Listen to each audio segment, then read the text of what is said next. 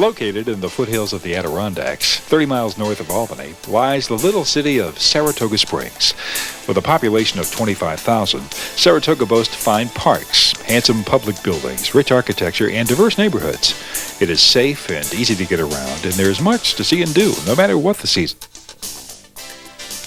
A good place to begin our Saratoga Springs visit is here at the Urban Cultural Park Visitors Center on Broadway, opposite historic Congress Park.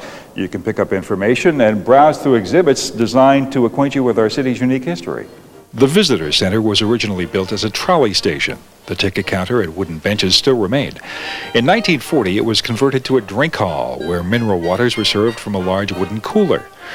The exterior of the building features cast concrete murals depicting episodes in Saratoga's history.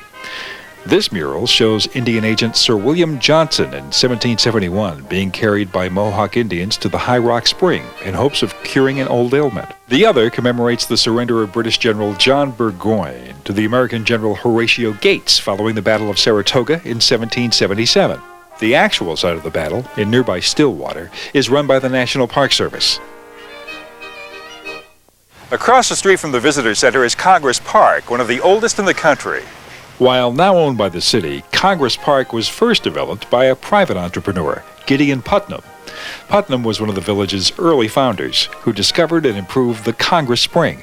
Today, a reconstructed Greek pavilion covers the fountain from which cold mineral water, high in iron, flows year-round. Nearby, the Columbian Fountain is housed in a federal-style pavilion. From there, a stroll along the stone dust path brings you to a charming green and white cast iron pavilion, flowing with Congress No. 3 water. A leisurely walk and sipping the waters was the fashionable pastime during much of the Victorian era. In 1824, the park and its waters were purchased by John Clark, an enterprising young Englishman. He successfully bottled and sold mineral water worldwide. Not only were these waters pure and safe to drink, they were considered healing as well. John Clark improved and embellished the park and built a magnificent Greek revival home on Circular Street, overlooking it. In 1876, the park was enlarged and redesigned by the firm of Frederick Law Olmsted, adding ponds, curving paths, and a deer enclosure. As Saratoga's popularity grew, larger hotels began springing up on Broadway, culminating in the magnificent United States, Congress Hall, and Grand Union.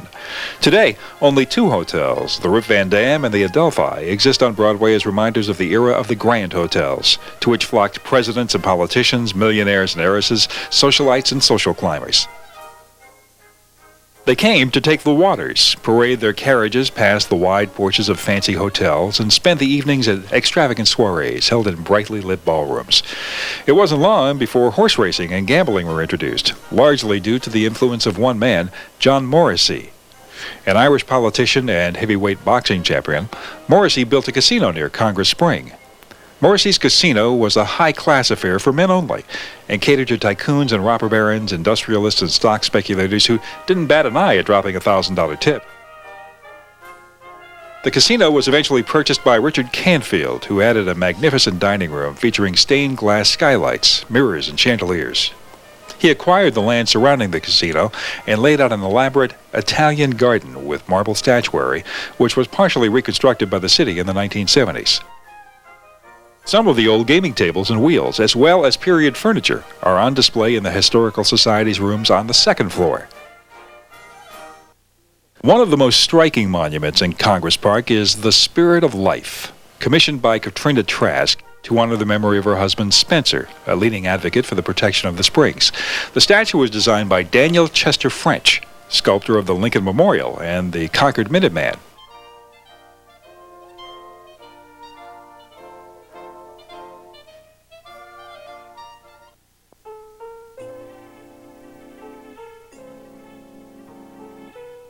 To the east of the park lies Circular Street, one of the city's most charming.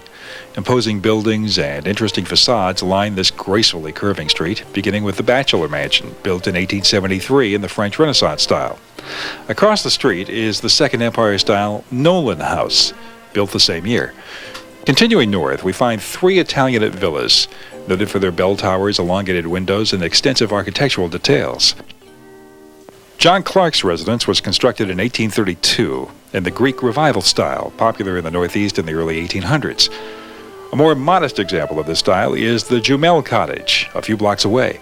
This was a summer home of the somewhat notorious Madame Jumel, who was once married to Vice President Aaron Burr. At the corner of Circular and Phyla is the Italianate-style Milligan Mansion, recently restored for commercial use. The late Victorian stone abbey, once a congregational church, has been converted to apartments. At the northern end of Circular Street lies High Rock Park, where the geologic fault line that runs through the city is most clearly seen. Here also is the High Rock Spring, so named because of the unusual stone formation surrounding it. Other nearby springs include the Governor and Peerless, with differing amounts of minerals and carbonation. To the northeast lies the Old Red Spring, high in iron and renowned for healing skin disorders. One of the early village's first bathhouses was here. Above the western edge of the fault line rise the zigzagging roof lines of downtown Saratoga, filled with diverse shops, cafes, art galleries, hotels, and eateries. It's a great place to walk, window shop, and people watch. In the heart of downtown, one finds the time-honored classics on opposite corners: City Hall, the bank, the post office, and the drugstore. While some buildings date back to the 1830s, most were built in the 1870s and 80s. The Broadway scene is enlivened further with special seasonal events, from jazz in the streets to sleigh rides and ice sculptures. The side streets off Broadway have much to offer, including indoor and outdoor markets, a children's museum, a microbrewery, and a public library. Franklin Square sprang up next to the first railroad station, a convenient location for cure institutes and hotels. Today, the greatest concentration of Greek Revival architecture is found here. Near the square are the West Side neighborhoods, where the working class who supported the tourist industry resided. These homes are a bit more modest, but are charming nonetheless. Just south of downtown is the Saratoga State Park, one of New York State's premier parks for recreation and beauty. With beautiful nature trails, numerous picnic sites, swimming, golfing, tennis, mineral baths, a hotel, and performing arts center, it has something for everyone. The park was created by the state legislature in order to protect the springs from overuse at the turn of the century. Dozens of springs were once in operation, and today one can still see and taste many of them. On the park grounds is the National Museum of Dance, the only one in the country devoted exclusively to dance. It is located in a spectacular former bathhouse, the Washington. Tucked in a residential neighborhood between the state park and downtown is the Green Ridge Cemetery on Lincoln Avenue. Dedicated in 1844, it has the largest number of public sculptures in the city.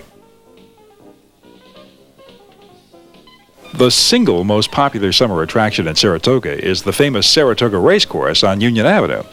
The track first opened in 1863 and moved to its present site a year later, making it the oldest thoroughbred racetrack in the United States. Every summer, top trainers and horses converge on the Spa track to participate in the most prestigious race meet in the country. The Travers Stake, or the Midsummer's Derby, is the highlight, attracting the best 3-year-old runners. Fans are treated not only to great horse racing, but the Saratoga tradition of breakfast at the track. You can start your day watching these great thoroughbreds training through the mist of a cool summer's morning. Across from the racecourse is the National Museum of Racing. It features popular exhibits and exciting films on horses and the racing industry. There are educational programs for children and tours of the Oklahoma Training Track and Horse Haven, the original track and barn area. Nearby is the Saratoga Equine Sports Center, home of the Saratoga Raceway, considered by many to be the world's most beautiful half-mile harness track. Operating 10 months of the year, the Raceway offers live simulcasting, an enclosed restaurant overlooking the track, and polo matches in the summer. Union Avenue was laid out as a broad, tree-lined boulevard leading to Saratoga Lake. It is distinguished by large homes set back from the street, often with detached carriage houses and rear alleys. The predominant architectural style here is Queen Anne, noted for large wraparound porches, extensive stonework, and many different textures.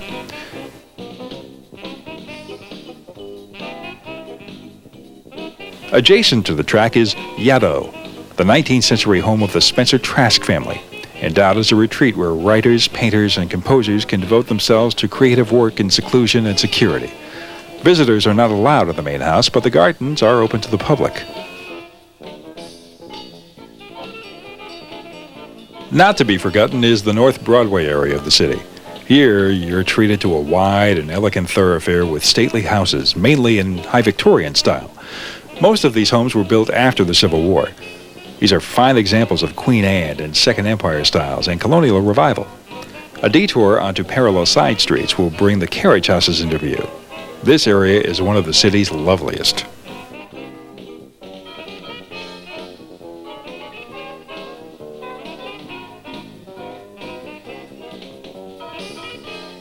At the north end of North Broadway is Skidmore College. Skidmore has evolved from an industrial arts club for young women to a thriving co-ed institution. Its buildings are fine examples of modern, late, and postmodern architecture.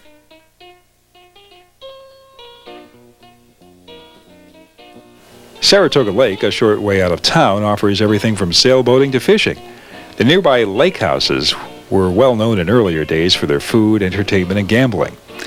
The annual rowing regatta, the Head of the Fish, has been revived and is held each fall, drawing scores of spectators and athletes.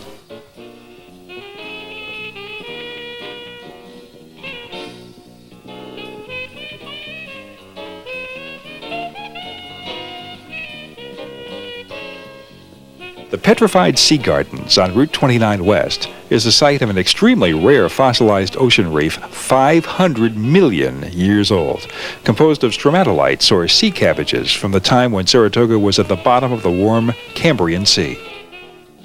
It has been designated a National Natural Landmark and is one of the few such beds in the world. Grant's Cottage on Mount McGregor to the north is the summer home to which General Grant went to finish his memoirs during the last 6 weeks of his life. Today, the cottage remains exactly as it was at his death. A short distance away is a favorite spot where Grant looked out over the valley and across to the mountains of Vermont.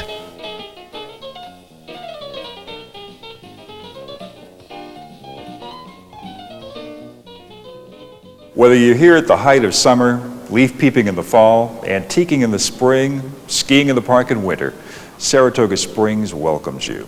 Fewer regions offer the wide variety of attractions you can find here. Few have as colorful and interesting a history, and far fewer still the unique mineral springs that first made Saratoga the queen of the spas. Enjoy our little city. Come again. Stay a while.